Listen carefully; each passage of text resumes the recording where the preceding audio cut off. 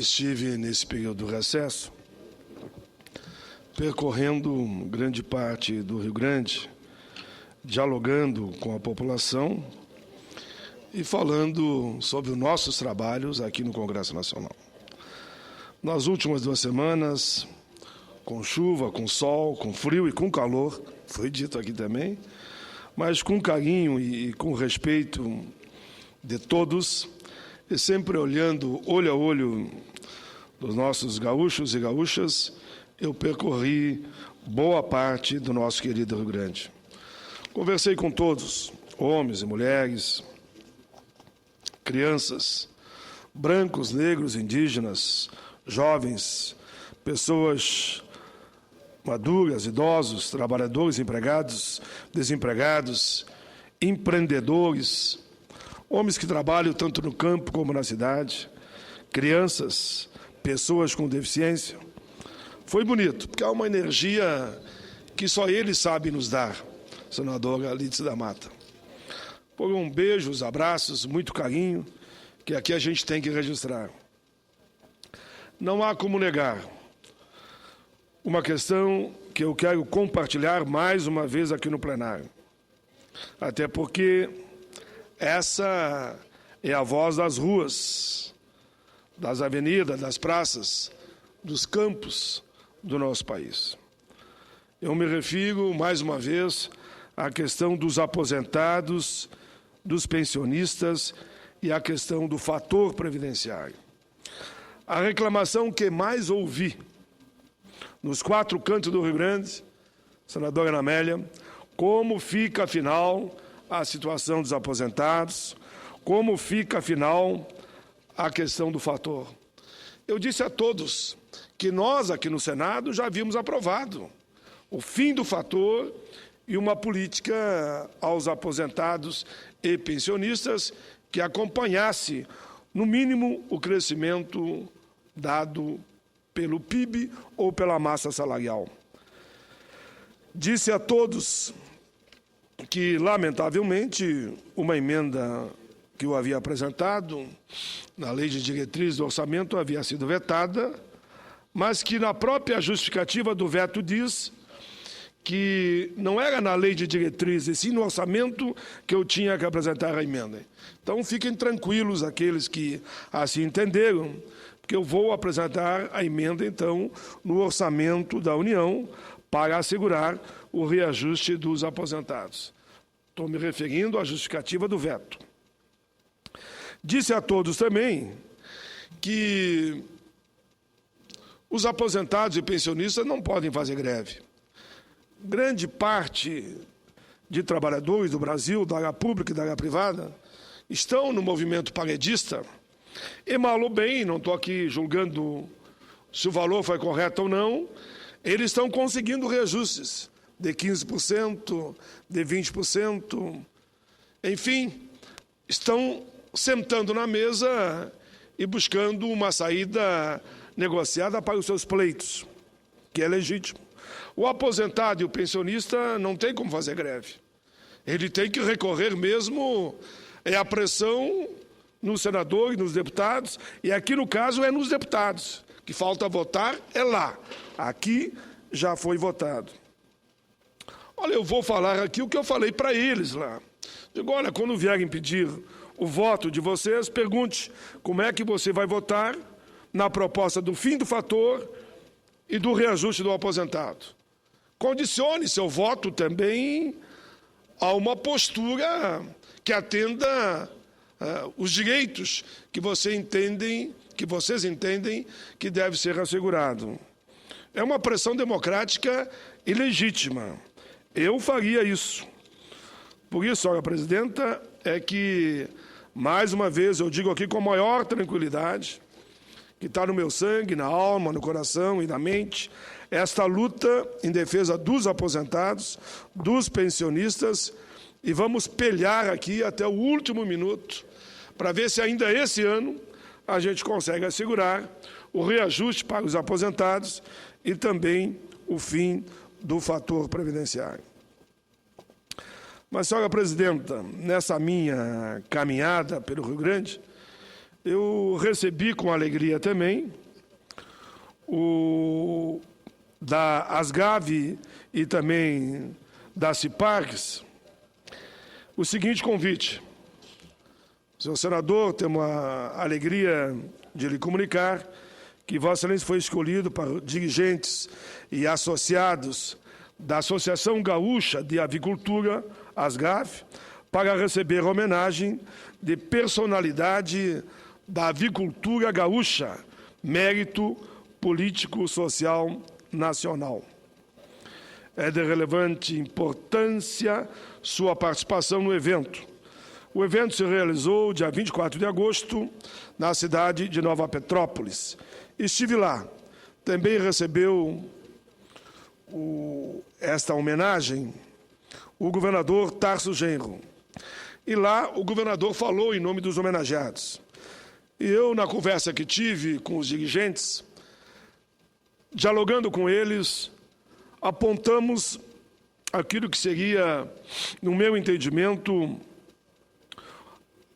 legítimo a reivindicação desse setor, ou seja, a Associação Gaúcha da Avicultura da Asgav. Disse eu a eles, sabia e sei que o Brasil é o terceiro maior produtor mundial de frangos. Em 2011, a produção brasileira foi de 13 milhões de toneladas de frango. 13,9 toneladas exportadas para 150 países, que geraram 8 bilhões de dólares para a nossa balança comercial. O grande mercado interno, é grande o nosso mercado interno. Somos o maior consumidor per capita do mundo, 47,4 quilos por habitante ano. A carne de frango tem baixo teor de gordura, ótimo para dietas alimentares, o preço é inferior comparado a tantos outros.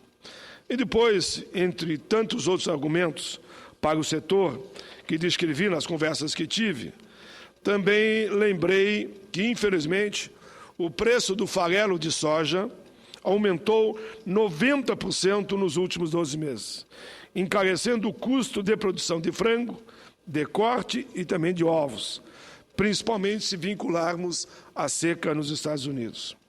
Sei que o Ministério da Agricultura já está atento à questão dos insumos e que irá utilizar os mecanismos necessários para regular. A avicultura é dos setores que mais emprega no país. São 720 mil vagas na indústrias e outros 3,5 milhões geradas direta e indiretamente pelo setor. Destaco aqui também, receberam prêmios da avicultura, além desse que eu recebi a nível nacional, inovação em pesquisa agrícola, gestão ambiental, empreendedorismo e ainda personalidade da avicultura gaúcha, mérito regional, personalidade da avicultura política social nacional, que foi o prêmio que eu recebi, personalidade destaque da avicultura gaúcha, mérito relevantes prestado à avicultura e destaque responsabilidade social, recursos humanos e sustentabilidade. Prêmio semelhante, repito, que recebi eu e o governador Tarso Genro. Quero também, senhora presidenta, fazer um outro registro. São tantos registros devido ao recesso que estamos passando. É sempre bom lembrar, senhora presidenta, que estamos no dia do psicólogo. Uma pequena lembrança, mas um grande reconhecimento. Hoje, 27 de agosto, é o dia do psicólogo. Esse profissional que é um verdadeiro conhecedor da mente humana, por que não dizer da alma e do coração de cada um. A palavra deriva do grego e significa psique, mente ou alma, e longos conhecimentos, ou seja, ciência da alma, sua definição mais antiga. Ao psicólogo, hoje cabe destacar, estudar os fenômenos da mente e do comportamento do homem e da mulher, com o objetivo de orientar os indivíduos a enfrentar suas dificuldades emocionais e ajudá-los a encontrar o equilíbrio entre a razão e a emoção. O psicólogo pode atuar não apenas em consultórios, mas ainda em escolas, nas empresas, dando orientação vocacional, enfim, pode participar em todos os setores. Processo de seleção em hospitais, atendendo o paciente em seus consultórios, atendendo a família e mesmo na área de pesquisa, avaliando o perfil do consumidor. Portanto, o campo da atuação é amplo. Senhor presidente, senhora presidenta, dessa forma, deixo aqui meus cumprimentos a todos os psicólogos, exemplos de profissionais. Registro ainda, senhora presidenta, que vejo que há um amplo debate sobre o direito de greve.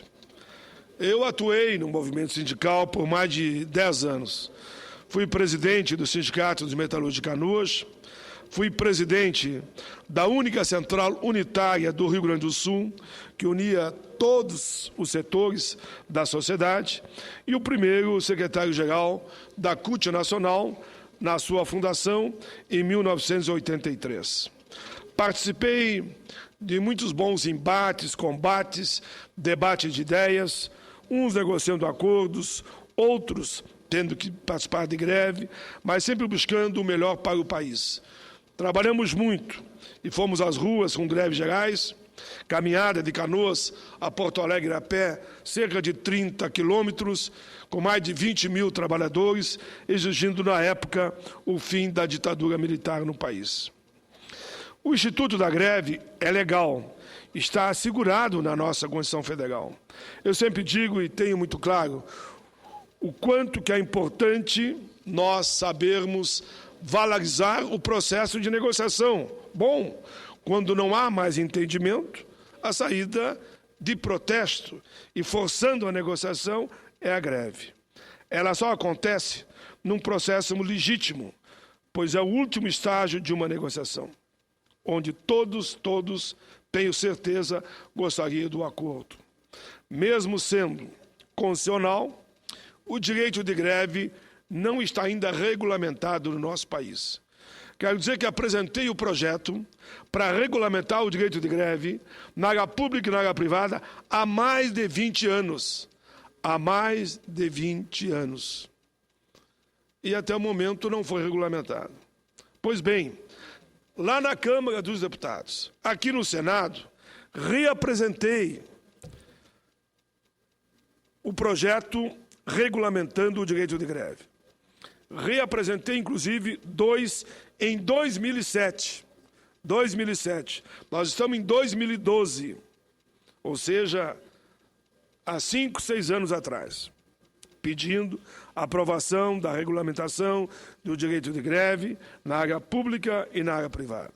São os PL 84 e 83, repito, ambos de 2007. Estamos tramitando em conjunto na CCJ, aguardando a indicação de relator. Mais uma vez eu faço um apelo ao presidente da CCJ. Esse projeto é o mais antigo que tramita aqui no Senado. Só falta agora votar em outro, e aí eu vou me referir novamente à senadora Ana Amélia, e não votar em esse. Senadora, esse registro que eu faço, Vossa Excelência tem a ver, porque Vossa Excelência, a pedido do movimento de minha autoria, relatou os dois projetos. Relatou e deu parecer favorável, fazendo algumas adequações que o movimento entendeu. Então, por que não se aprova esses dois projetos que Vossa Excelência pegou para relatar e cumpriu o seu papel, está lá na CCJ e não indicam o relator? Está aqui, relatoria feita pela senadora Ana Amélia, pronto para ser votado lá na CCJ. A regulamentação do direito de greve, conforme a redação final que fizemos, você foi a relatora do substitutivo final, porque eram dois, garante plantão, serviço de urgência, escala de serviço, atividades policiais, segurança pública, tráfego aéreo, entre outros. Mas Vossa Excelência, como eu, nós não proibimos o direito de greve, só asseguramos os plantões de emergência que as categorias entendem que é necessário também. Então, que fique bem claro o nosso projeto. Durante a manifestação, a administração pública fica, no nosso projeto, distribuída da seguinte forma, que aqui eu acabei listando, da forma dos plantões. Assim, a ação dos servidores que estarão em greve poderão, sim, assegurar a eles esse direito pelo nosso projeto. Eu digo nosso, porque eu fui autor e Vossa Excelência relatora, mas garante os plantões para as emergências. Esse é o eixo do nosso projeto. Enfim, faço respeitosamente um apelo ao presidente da Comissão de Justiça e Cidadania, senador Eunice Oliveira, para que indique o relator dos projetos mais antigos. Bom, vamos discutir, vamos modificar. Nem eu aqui estou dizendo que tem que aprovar na íntegra o projeto que apresentei e que Vossa Excelência relatou, mas que indique o relator e vamos votar a matéria. Ou, me parece que há um outro projeto agora do senador Aloysio Nunes, que apense ao nosso, então, que é mais antigo. E talvez até volte para Vossa Excelência relatar, e Vossa Excelência, sempre sei eu, que dará o seu parecer da forma equilibrada, como sempre tem feito. Enfim, mas quero aqui fazer o último registro, quero apenas deixar registrado que nessa andança também pelo Rio Grande, eu tive visitando parte de cidades, não todas naturalmente, onde está contemplada a nossa UERGS. A UERGS que está em Bagé, em Bento Gonçalves, em Cachoeira do Sul, Caxias do Sul, Cidreira, Cruz Alta, Encantado, Erechim, Frederico Westphaler, Guaíba, Montenegro, Novo Hamburgo, Porto Alegre, Saranduva, Santa Cruz do Sul, São Borja, São Francisco de Paula, São Luís Gonzaga, Tapes, Três Passos, Santana do Livramento e Vacaria. Faço essas considerações porque recebi, nessa minha estada no Rio Grande, a visita do reitor, doutor Fernando Martins, e a vice-reitora, doutora Cita Mara Santana, que foram agradecer a emenda que apresentamos, garantindo 13,5 milhões para o ERGS da nossa emenda de bancada. Apresentei a emenda, mas que teve o apoio de todos os senadores, senador Simão, Ana Amélia, e de todos os deputados federais. Porque se a emenda você apresenta, mas não há uma parceria de toda a bancada, ela não avança. Ela avançou, foi aprovada, e o Ministério da Educação já liberou 5 bilhões e vai agora fazer a liberação da outra parte, num total de 13,5 bilhões de reais para a universidade pública e gratuita no nosso Estado. Assumi o compromisso de apresentar essa emenda todos os anos e eu farei, durante os mais 6 anos, mais 7 anos com esse, né, que estou aqui no Senado, apresentarei todos os anos, com o apoio da bancada gaúcha, a emenda para a UERGS, a nossa universidade estadual, livre e gratuita para todos. Por fim, senhora presidenta, nesses últimos 5 minutos, eu quero apenas destacar que eu não estava aqui em Brasília, senadora Alice da Mata, mas fiquei assim impressionado com a desonestidade intelectual, não de todos, de certos setores que são contra as cotas. Ser contra as cotas ou a favor é legítimo de qualquer um, mas você não pode mentir à opinião pública. Pois alguém lançou num blog uma frase boba e absurda de que a política de cota, daqueles que defendem as cotas, era só para os negros. Uma bobagem sem, eu diria, sem precedente na história. E um cidadão que se diz intelectual ainda publicou um jornal dizendo: não, eu vi essa frase em tal lugar, olha o absurdo. Absurdo é a idiotice dele de publicar uma frase como essa. A política de cota que aqui aprovamos, e praticamente foi por unanimidade, teve um voto contra somente do senador Aloysio, que eu respeito, que foi à tribuna e colocou seu ponto de vista. Foi unanimidade no Supremo, unanimidade na Câmara, unanimidade aqui. Bem dizer, unanimidade, respeitando um voto contra. E aqui, durante todo o debate, nós mostramos que a política de cotas vai favorecer principalmente os alunos de escolas públicas. E nós dizíamos branco, negro e índio. Começavam com a palavra branco. Por quê? Que é proporcional à população de cada estado. Um estado que tem 10% de negro, 90% das vagas são para os não negros. Como é que favorece somente os negros? Sabe que o debate que esses que mentem e são desonestos intelectualmente não é a questão de negro, de branco, de índio. É que eles não querem que aluno de escola pública vá para a universidade pública. É isso que eles não querem. E o dado que nós colocamos, e quando eu coloco, até usei o seu nome, senadora Ana Amélia, no dia que fez a defesa, porque Vossa Excelência, se é assim é interessante. Vossa Excelência, que votou a favor, eu disse, 90% da juventude brasileira estuda onde? Escola pública. 10 a 11%, podemos arredondar só, escola privada. Não é justo que se 90% estuda em escola pública, de ter pelo menos 50% das vagas na escola pública, ainda os outros 10, 11% ficam com as outras 50%. E a ampla maioria entrarão pela cota social. É uma minoria que entrará pela cota racial, porque foi esse o entendimento na Câmara, e aqui nós respeitamos. Olha, não, e quando eu explico isso, a pessoa diz, bom, mas é assim, ainda é uma injustiça. Por que 90% só tem 50% e 10%, como eu digo, 10%, 11%, ficam com os outros 50%? Digo, olha, foi o acordo possível. Aí a pessoa fica indignada, acha que foi feita ainda injustiça. Mas aqueles que faltam com a verdade passam a opinião para alguns como se o projeto de cotas que o Senado e a Câmara votaram, praticamente por unanimidade, favorece só a um setor da sociedade. Não é verdade. O projeto aprovado aqui, eu diria que 90% é social e 10% que dá um espaço praticamente para aqueles que nunca tiveram uma oportunidade. Porque, veja bem, 50% escola privada. Eles vão ocupar as vagas.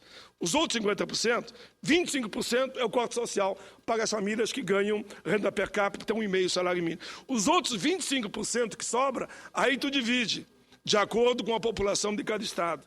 Um estado onde a população, por exemplo, é 15% de negros e 1% de índios, só vai ter esse patamar, 15 mais 1. Ou seja, os outros 85% serão para os não negros. Então eu deixo também aqui esse documento. E como esse cidadão que mentiu, faltou com a verdade, publicou no Jornal Zero Hora, senadora Ana Amélia, eu quero registrar porque o Jornal Zero Hora me deu o direito à resposta. E publicou, sim, o artigo que eu escrevi, o X das cotas, onde eu não vou ler, porque é mais ou menos o que eu disse aqui. Foi publicado, na semana, a minha versão, dizendo que era uma inverdade e que a grande questão das cotas era essa história de 90% de alunos de escolas públicas terão pelo menos 50%, os outros 10% terão os outros 50%. E o corte é muito mais social do que outra coisa. Embora, claro, vai dar oportunidade também para negros e índios, e Vossa Excelência, no Estado, onde ampla maioria são negros, vão ter enfim, a oportunidade de poder, como eu digo, filho de pobre e classe média, seja branco, negro ou índio, também ser doutor. Senadora Ana Amélia, era essa a minha fala. Agradeço a tolerância de Vossa Excelência, que fiz na íntegra, eu diria, todos os meus pronunciamentos, e aqueles que eu comentei que Vossa Excelência considere como apresentados.